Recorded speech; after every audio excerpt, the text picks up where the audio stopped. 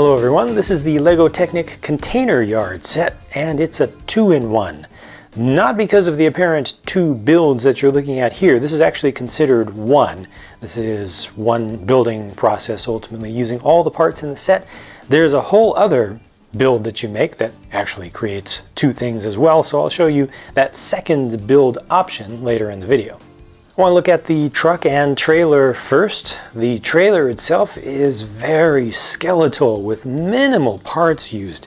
Just so few pieces. It was very surprising just how perfectly everything has to go together to just barely hold itself. I mean, these are just containers that you can pick up. They're just cargo. I'll show you those separately. But the trailer itself, I mean, just absolutely minimal. Very light in weight. It does its job. It does what it's supposed to do. It holds onto the containers.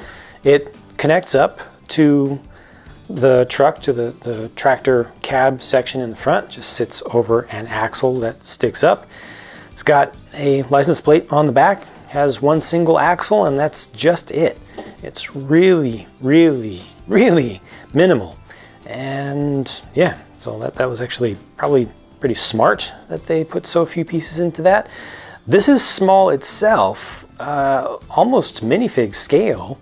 Matter of fact, it's right around minifig scale, maybe a little bit on the tall side. But the mechanism for steering for this goes through the roof, and it's absolutely minimized as well. I mean, maybe it's possible to make it even smaller, but the amount of space that's available for that is really minimal. It takes advantage of the gaps between pieces, and it actually works pretty well. It doesn't give you a great turning radius, but it's not bad. It's not bad. And I mean, this is a pure Technic build, except for just a couple of system pieces used for the headlights there. But I mean, all this detailing of the grille on the front is really nice. Just a handful of stickers. They aren't really key to anything, you know. You've got the sun visor up here. The doors can open. Look at that. They've got seats in there. The seats are actually able to rotate forward, but we've got a steering wheel. The steering wheel does not actually hook up to anything and turn, but it's nicely angled and it just holds itself right in place.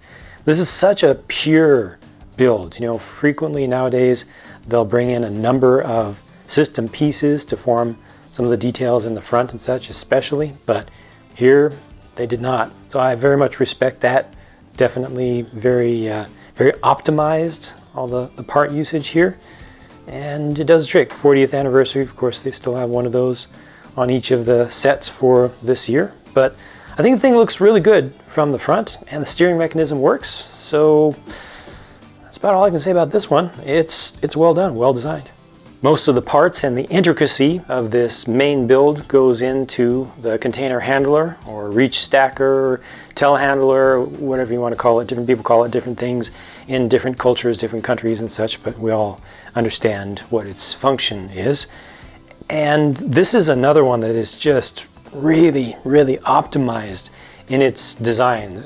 Everything goes together just perfectly, and if anything is off by a single module, everything just fails to go together. So this one has a very interesting steering mechanism built into it. So it uses this gear down at the base to turn it. This one has not as good of a turning radius. I actually wish this had a tighter turning circle because it really needs it to do realistic kind of operations and, you know, setting up to actually grab a container. But the steering mechanism for this, you'll probably just have to look at the instructions to fully understand it if you really want to get into it. But ultimately, I'm just moving back and forth this right angle connector, which has at its end a ball end. You see the black ball end piece right there, which is just floating.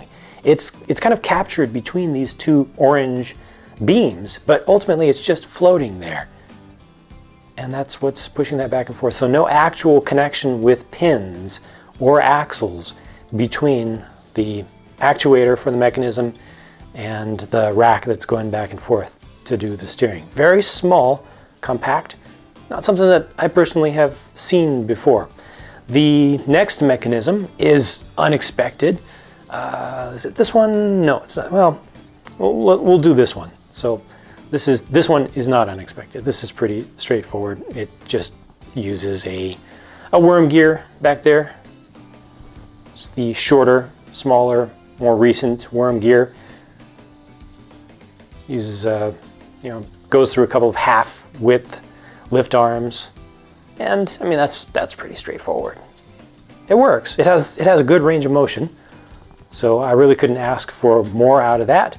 But it's not particularly special. This is different though. This is not something that I was expecting to see at all.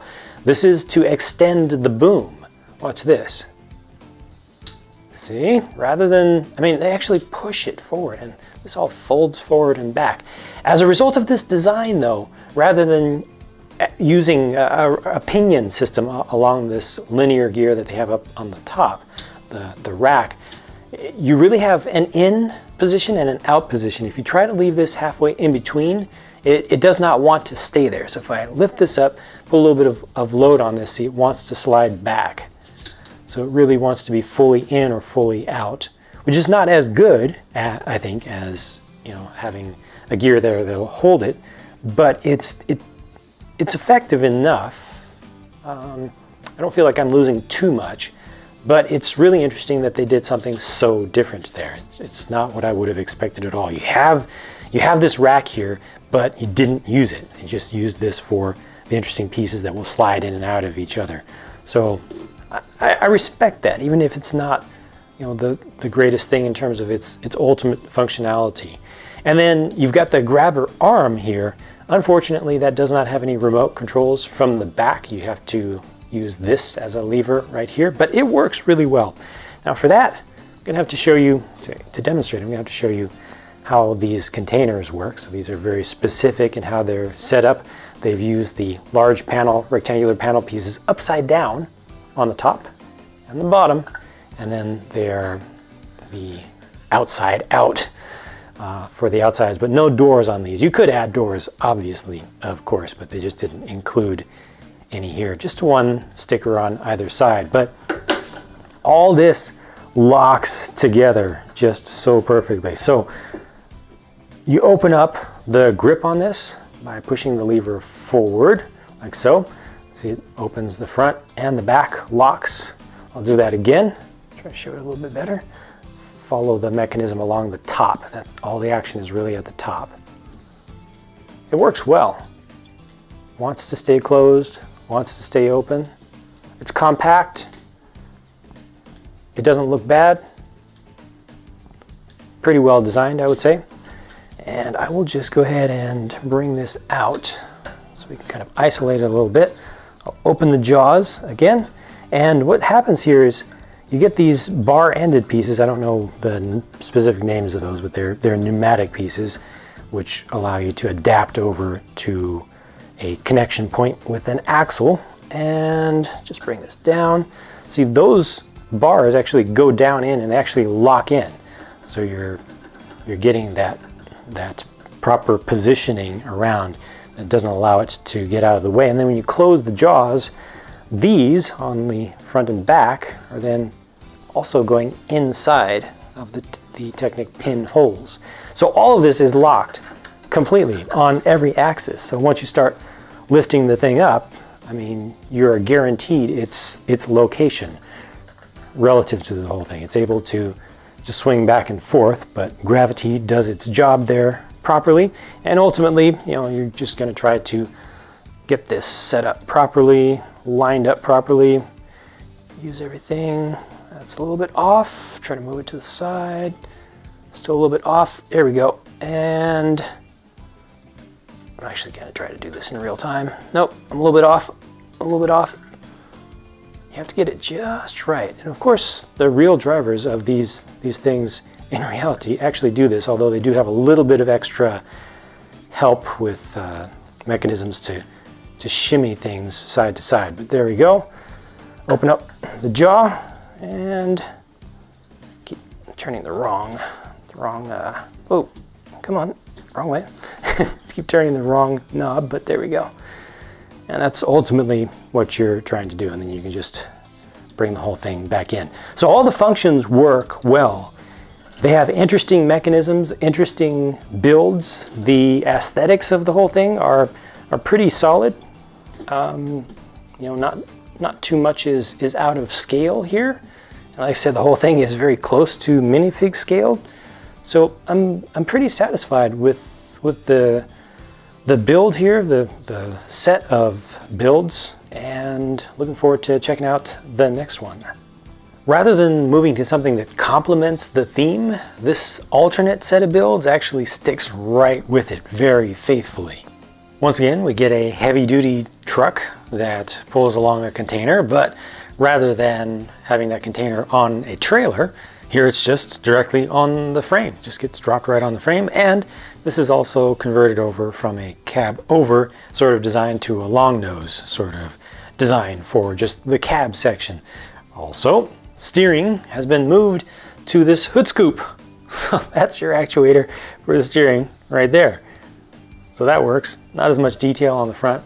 Different scale, obviously. This is done to a bit of a smaller scale, though now the wheels and tires look significantly larger, relatively speaking.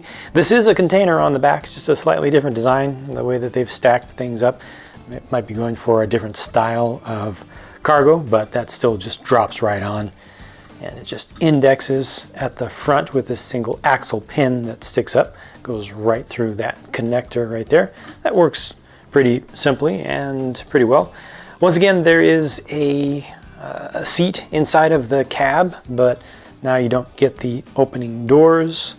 So just, you know, simplified in the overall level of detail, because again, you know, it's scaled down, which makes sense. I'm not a big fan of the look of the hood scoop, but I appreciate that they did something differently there. This does have a lot of pins and axles and things that are sticking out, either a full length or a half length. So I don't think this one is as cool looking, but again, it goes right with the theme, and it does work with the other build. This is a straddle carrier, which is also something that you find a lot of in an intermodal yard or port. So this has the cab off to the side, and these are supposed to be control levers here. Again, just simplifying things down. And this one does switch to a pinion and rack system for the extension here. So this is a little bit more straightforward. They actually leave out, in this build, they completely leave out the larger sleeve piece. It's just not integrated into either of the parts, but this can come all the way down to the ground. It can come up, and you see that this one also has the ability to adjust a little bit from side to side. So this doesn't need to be perfectly lined up with the truck if you're going to be doing an operation with it. So, you know, let's say this is brought up as high as it'll go, and then your truck is offset just a little bit. You can just slide this over and get it lined up the way you want to. Now, I personally cannot see around right now, but I think I'm dropping this in the right spot, and open up the spreader there. Yeah, see, it's just so much easier having that little bit of adjustability. Now, this is a slightly different design of container. You know, it's just a little bit staggered, stepped on the sides, but this does give you two containers here, just different styles. Both of them work, slightly different dimensions, and this one has the stickers all over it. So that ends up working, but the carrier itself, you know, it's nice and asymmetric, so slightly different build on this side compared to the other. It's wobbly though. You can see just how thin this structure is, the entire arch, and that plays into how it feels. I mean, look at how much I'm able to get this thing to just, it's practically walking along, you know. Not a good feeling in the hand. It looks good. I think it actually works ultimately better just having it a little bit, you know, for actual operations. If you're going to try to simulate using this thing, it works a little bit better than the stacker version of the orange build, but definitely doesn't feel as good. And again, it's done to a different scale. I think this actually works pretty nicely. I think that most of the components here look good for the scale. Yeah, it's cool. It's just a little bit funky to feel. Ultimately, I feel this is a very worthy set, and I personally can't really choose between the primary build and the secondary for a favorite. Each of them is equally good in terms of what they can do overall. Either of them could have been the primary build, I believe. Obviously, the secondary is, of course, going to use fewer pieces, but there aren't too many left over there. But I mean, either of these gives you ultimately the same thing. Gives you a road vehicle, truck set up for hauling stuff away or bringing it into whatever, the container yard is all about. And it gives you something to handle containers. And it gives you 2 containers in both cases. So either of these work. The whole thing feels a little bit small, I feel, for the price, but they really packed the pieces in there. I mean, when you looked at the build for the semi-cab, the cab over, I mean, it's just all components inside of there. It's really a dense build. Same thing for the stacker here. Not so much with the straddle carrier, but certainly the spreader, the grabber in either case, is made with a lot of little pieces, and a lot of those are moving around and doing things. So ultimately, I feel like this is just a very compressed set. Doesn't feel like it gives me the volume of stuff that I would expect for this price, but it definitely gives me the amount of functionality, really interesting builds and techniques, types of things that I never would have thought of whatsoever. So I feel like I have learned a lot from this as well, and that's a very valuable piece of experience. So that's the container yard from LEGO Technic, and I have very much enjoyed this. Thank you for watching. Hope that you've enjoyed some of it as well, and I'm going to get to work on my next video, so I'll talk to you again very soon.